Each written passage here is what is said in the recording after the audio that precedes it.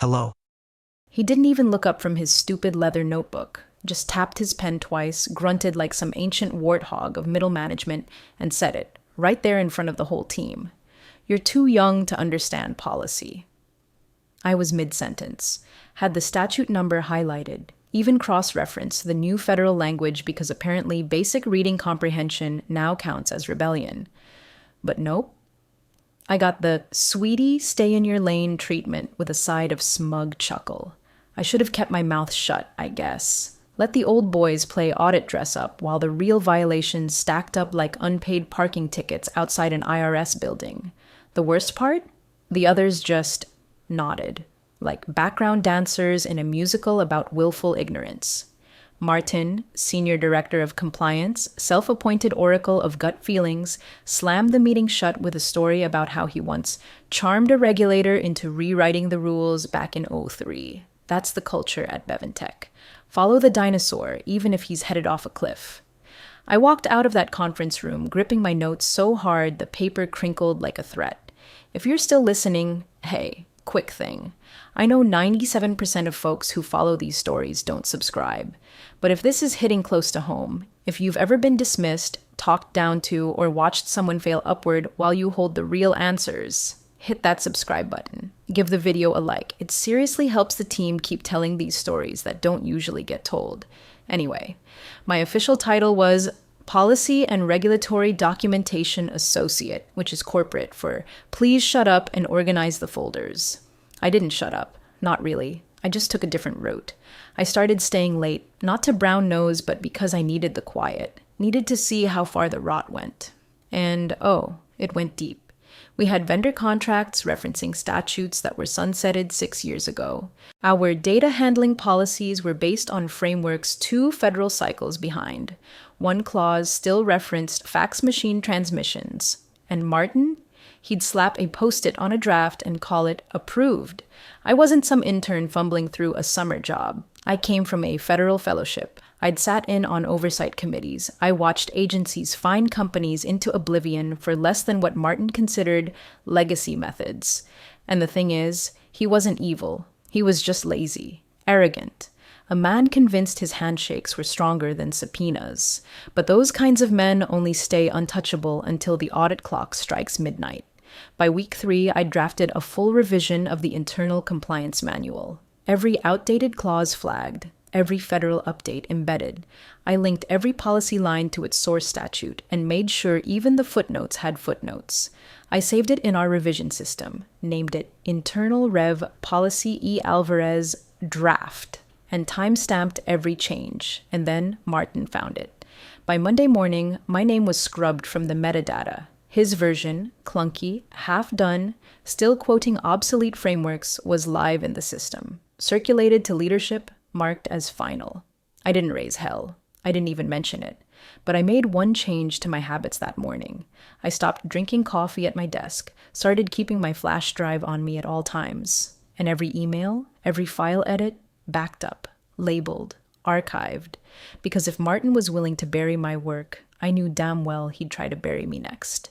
You ever feel the air shift? Like the room's too quiet, not because nothing's happening, but because something already did and nobody's acknowledged it yet? That's what it felt like walking into work the next morning. My inbox was silent. No update notifications from legal, no comments on the draft I'd uploaded the night before, and that draft, it wasn't just some Word doc slapped together over lunch. I'd spent 2 straight weekends building that thing from the ground up. Cross-referenced every clause against the most recent amendments to the Federal Data Integrity Act, incorporated the GAO's 2023 oversight recommendations, even built a compliance appendix with hyperlinks back to every governing statute. Hell, I made a glossary for the acronym challenged. I named the file clearly, Internal Rev Policy E. Alvarez Draft, tagged the date, included a 2-paragraph summary for easy context. Uploaded it through the correct channel, Policy System v4, which logs user metadata, timestamp trails, and edit chains. I followed every protocol to a T, and then nothing. I figured maybe Martin was slow to respond, or maybe, God help me, I was being paranoid, so I waited. half a day. Then, around 3:17 p.m., I saw it, a company-wide message from legal titled, "Finalized internal policy, updated for compliance cycle." My stomach dropped before I even opened the damn thing. It was his, Martin's version. Same section headers, same clause order, but stripped clean of the updated citations. He kept some of my phrasing, enough to fool anyone not looking too close. But he removed the embedded statute links. The footnotes were gone. And at the bottom, no author tag, no document history chain, just a stamped final watermark in bold gray Helvetica. He'd taken my work, gutted it, and passed it off as a sanitized version. I checked the internal system logs. His name was listed as the uploader.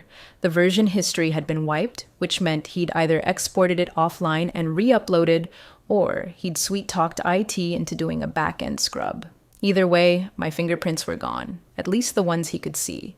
But here's what he didn't know. I never trusted the internal system. First thing I did when I got hired was set up a shadow archive. Local drive, encrypted mirror folders, every draft I touched, I kept a copy. Every email chain, every comment thread, every revision log, all saved.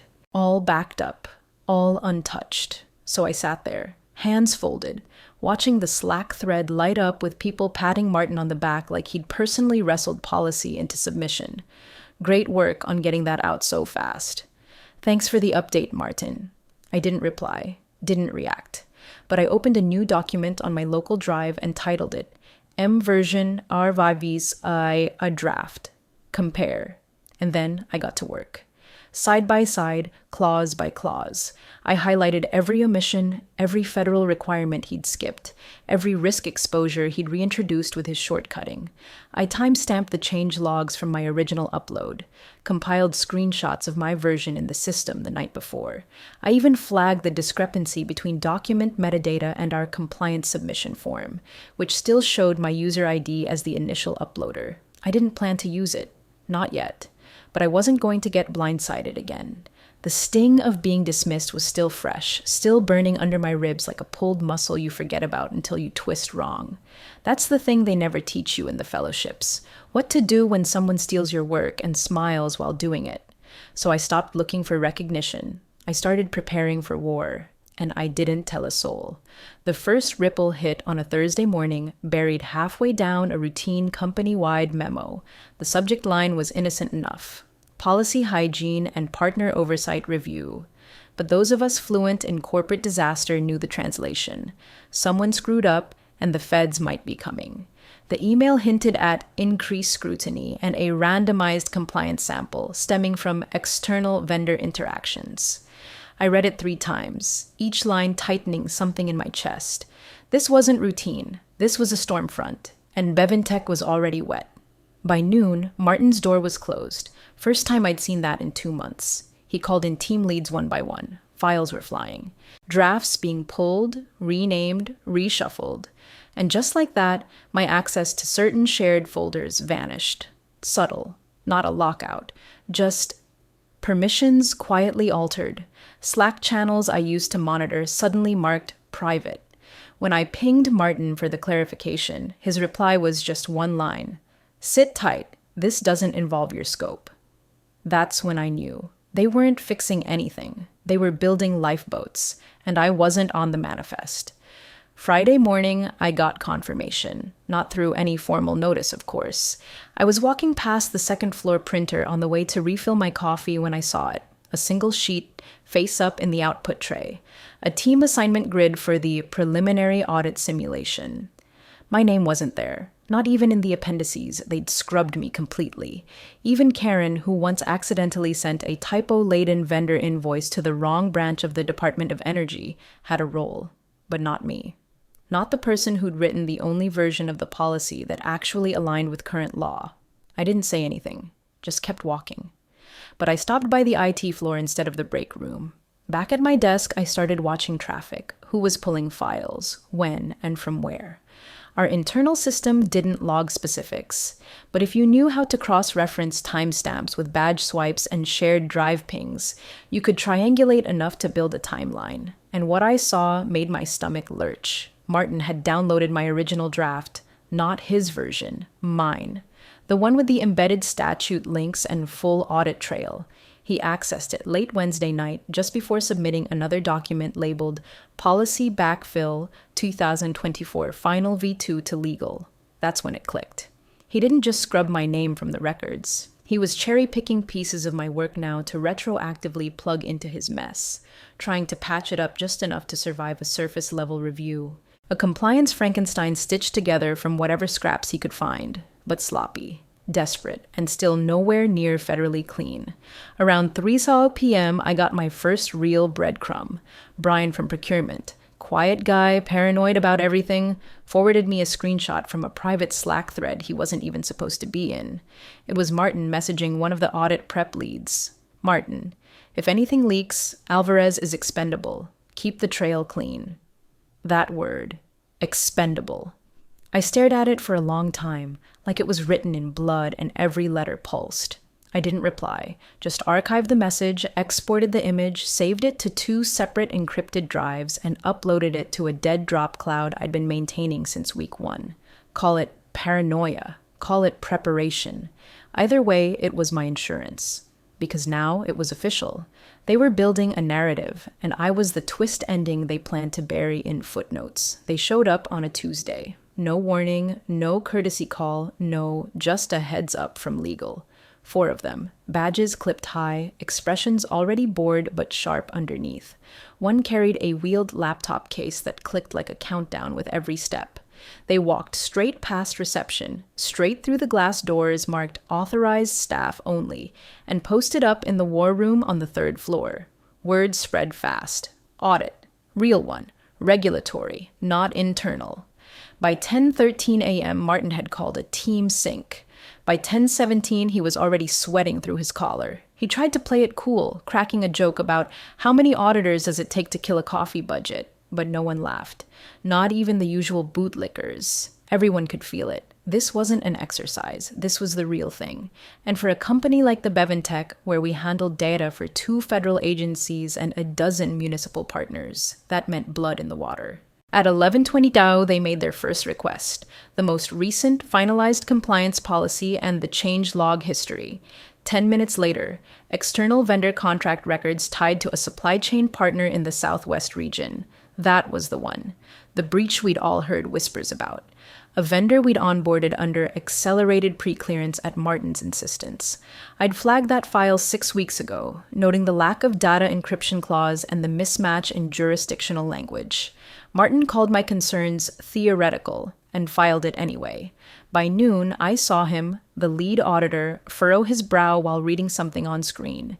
He turned to his associate and pointed at a section header, then another. Their eyes narrowed. Clause formatting. That was the tell, because my version had used updated structure in line with the 2024 Fed guides. Martin's hadn't.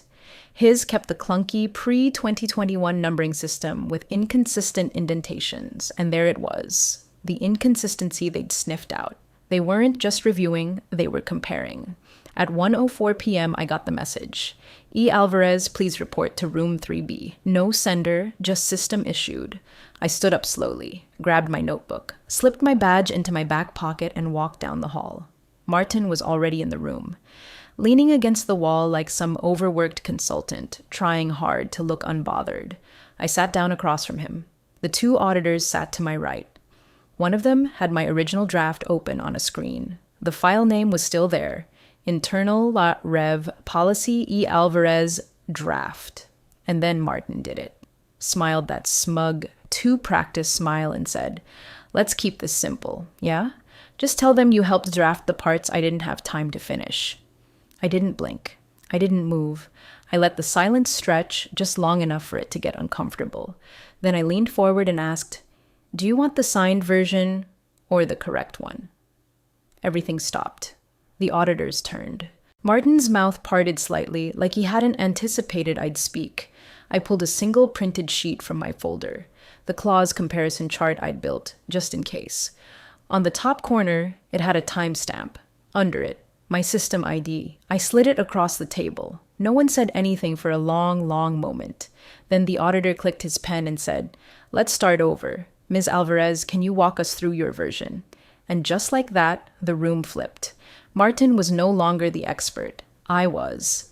I spread the documents out like a dealer with a royal flush, clause by clause comparison, original time-stamped draft, metadata records, screenshots of submission logs before they were wiped, and the kicker, Martin's final version with its Frankenstein formatting and 3 blatant violations that would have triggered fines north of 6 figures. The lead auditor didn't say much, but his jaw twitched every time he flipped a page.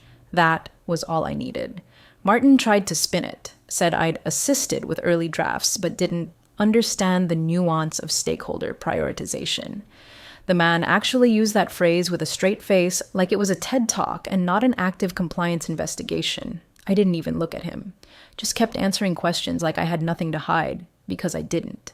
When they asked for supporting evidence, I handed over a printed copy of the Slack thread, where Martin told a team lead I was expendable, then the email where I sent him my draft, complete with a 2-paragraph summary and an explicit line, "Please advise before forwarding to legal for final review." I watched one of the auditors underline that sentence like it was a confession. That's when legal walked in. Not ours, theirs. 3 floors up, big corner office, rarely seen outside of boardrooms.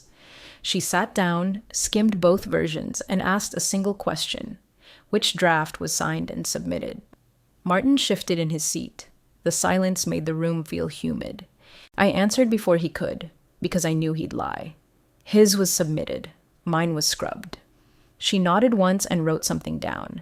Then she asked to see my export file of the deleted change logs. I pulled out the flash drive from my notebook sleeve and handed it over.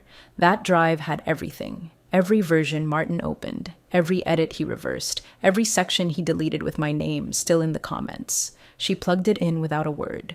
10 minutes later, a different auditor stepped in, leaned down to my ear, and quietly said, "Ms. Alvarez, we'd like to speak with you privately." Martin opened his mouth to object, but the lead auditor cut him off with a glance that said, "Not now. Not anymore." I stood and followed him out, heartbeat steady, breathing even. We walked past rows of wide-eyed employees pretending not to look. Down the corridor, past Martin's nameplate, still shining like it belonged there, into a conference room I'd never been invited into before. The blinds were already drawn. There was water on the table, a legal pad and a voice recorder. Nothing theatrical, no threat, just procedure. "Sit," the auditor said. He didn't interrogate me, didn't ask for dirt. He asked for truth. So I gave it. The timeline, the revision history, the early red flags, the breach, the moment I knew they were prepping a fall guy, him saying I was expendable. He nodded slowly throughout, only stopping me once. "When you wrote your version, were you aware of the upcoming vendor regulation changes?" "Yes," I said. I'd flagged them twice in the internal digest. No one responded. He made a small sound in his throat. Something like disgust, or maybe resignation. When I finished, he turned off the recorder and leaned back in his chair. "You realize," he said, "if your version had been submitted, none of this would have triggered an audit." I didn't reply. I didn't have to. He already knew. By the time I returned to my desk, Martin's voice was already echoing down the hall, frantic, too loud, too performative. "We've always had a collaborative process. I didn't know there were discrepancies." You could practically hear the flailing. A man trying to control a narrative while the floorboards caved in under his shoes. HR posted a notice less than an hour later. Mandatory interviews, compliance staff only. Private calendar invites followed. No context. Just blocks of time marked in red. I got the 3:15 slot.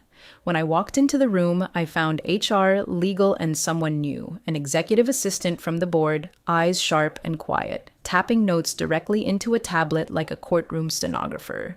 They asked me to recount my involvement with the policy revisions. I didn't dramatize it, just laid out the steps. My draft, the citation structure, the update logs, the policy standards I followed.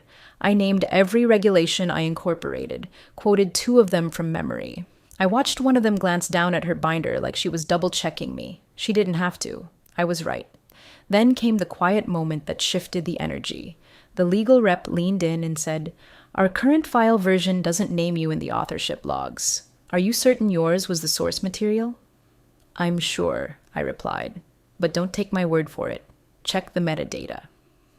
There was a pause. Just long enough to feel like someone had inhaled and forgotten how to exhale. The exec assistant typed something into her tablet. A few minutes later, a ping hit the room's shared screen. The file opened. Internal Rev Final v2.pdf Properties tab. Author E. Alvarez, embedded timestamp from 4 days before Martin's submission. Silence. Legal cleared his throat. That wasn't reflected in the version submitted to regulators. No, I said, because Martin exported my draft, altered it, and re-uploaded it under his login. He must not have realized the metadata didn't wipe when he saved the PDF locally. The exec assistant's pen stopped moving. She looked at me like I was speaking a language no one else in the room had ever learned. Within 30 minutes, IT confirmed the version history. They mapped the digital trail from my original upload through a series of backdated edits under Martin's credentials. Every scrubbed comment, every deleted line, all still logged, just buried behind internal flags he assumed no one would ever check. By 5:02 p.m., I got a forwarded message from someone in Ops. A board member had emailed legal directly. Subject: Urgent. Who authorized the current version? No one replied all. At 6:17 p.m., Martin was seen walking out of the building with a manila envelope under his arm. Not a word, not even a glance toward the floor he used to run. I didn't gloat. I didn't speak. I kept typing. That's what rattled them most, I think. I never raised my voice, never demanded credit, just answered every question with clean lines and irrefutable facts. Because when the truth is sharp enough, you don't need to twist it. You just hand it over and let it cut on its own. The debrief room smelled like burnt coffee and fear. Cheap overhead lights buzzed above us, and no one dared shift in their seat too loudly. The regulators had returned, this time with more bodies and sharper questions. Legal was present. HR too.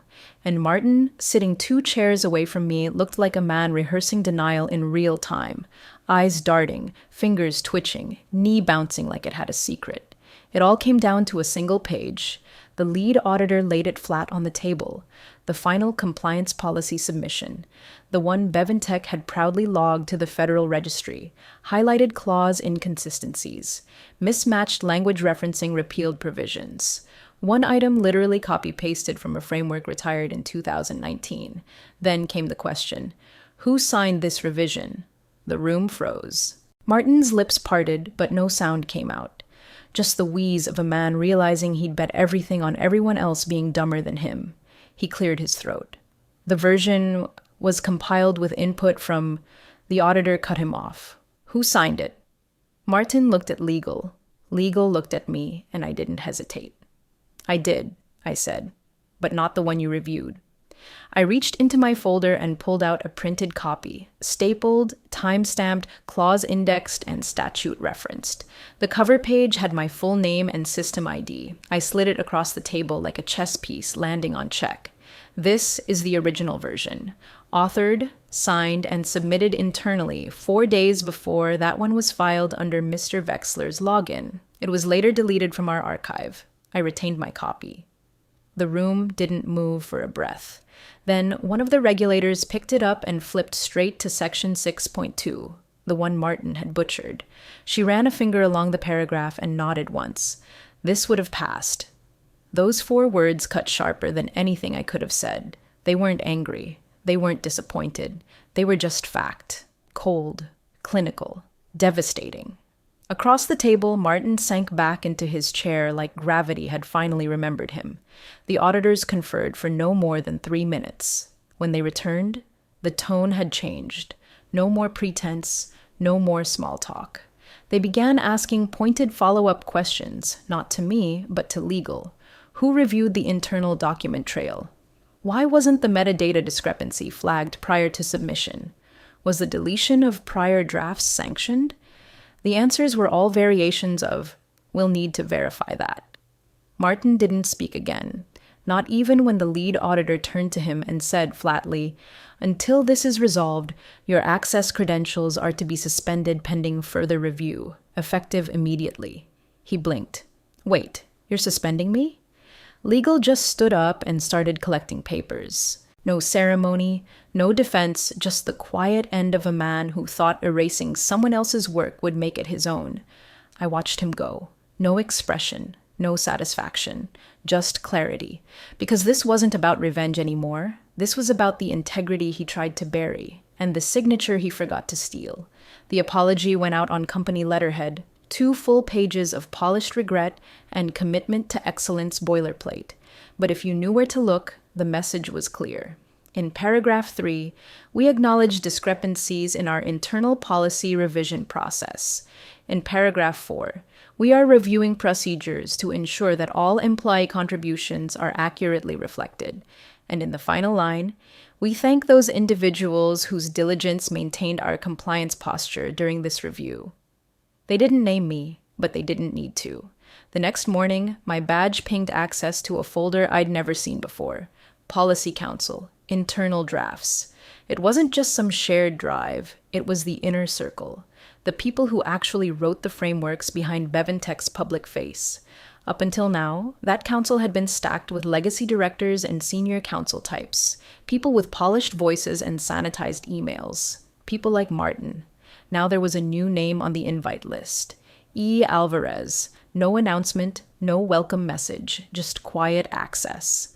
A few minutes later, a message landed in my inbox from one of the directors I'd only ever seen in passing, a man who'd once ignored me entirely in a compliance briefing, too busy checking his watch. Subject: thank you.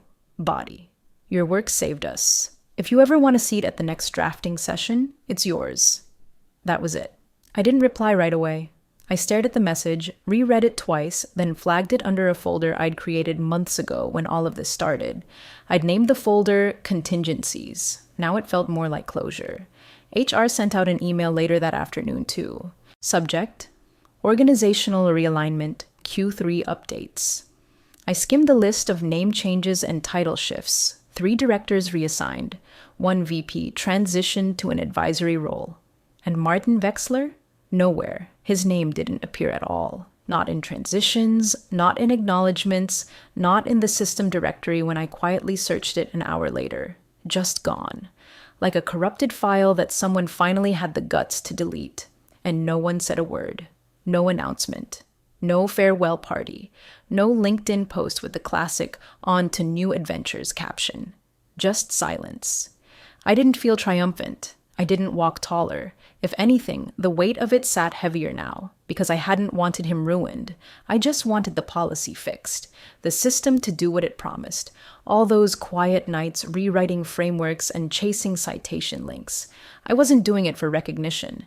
I did it because the rules should matter, because people downstream of this mess, our vendors, our partners, the government agencies trusting us to handle their data, they didn't get a do-over when things went wrong.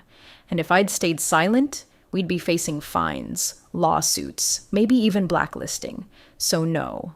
I didn't smile when I saw Martin's name missing, but I did open the new draft document folder, and I started writing again. It showed up just past midnight like all the most important documents do, quietly, with no announcement, no confetti, no mass email blast. Just a new entry in the internal policy system, tucked between quarterly templates and a renamed archive folder. File name: Compliance. Rev 2025. Core. Final. E. Alvarez. PDF, I clicked it open. Page 1. Clean formatting. Modern structure. Every clause hyperlinked to its governing statute. Every section layered with cross-reference jurisdiction. Glossary embedded. Definitions aligned with the latest federal lexicon. Footer.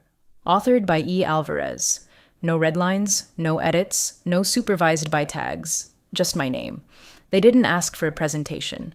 Didn't demand a justification memo. When the meeting invite hit my calendar, subject: Policy Council, Board Integration Review. I thought maybe they just wanted to clarify formatting. Maybe I was there to hand off the final version to someone with a better title and a bigger voice. Instead, when I walked in, the general counsel stood up. 2 board members sat across the table. No laptops, no coffee, just folders stacked neatly in front of them. The room was the kind that swallows sound. Glass walls, high ceilings, that too still air that lets you hear your own breathing if you're not careful.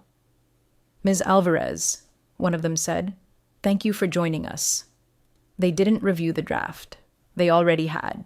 Didn't challenge a single line, they didn't need to. They slid something across the table. It was a badge, heavy, not plastic. Metal core, white background, Beventech seal in the corner. Below the company name, it read, E. Alvarez Policy and Integrity Lead. Advisor to board, no acting, no interim, no prefix to soften it. I stared at it for a second longer than I should have, long enough that the silence might have felt awkward. But no one rushed me. No one filled the space because this time I wasn't the one being questioned. I was the answer. I reached forward, picked it up, clipped it to my jacket, and sat back. They moved on to the next agenda item, vendor transparency audit protocols. Like this was just a normal Tuesday. Like I'd always belonged at that table. And maybe I had. The same woman who used to organize folders no one read, who got told to stay in her scope, who had her work erased and rewritten by a man whose gut instinct couldn't outsmart a metadata log, now sat beside the people writing the future of this company's compliance. And I didn't raise my voice to get here. I just didn't let them bury the truth. Too young to understand policy. Maybe, but not too young to fix it. Bye-bye.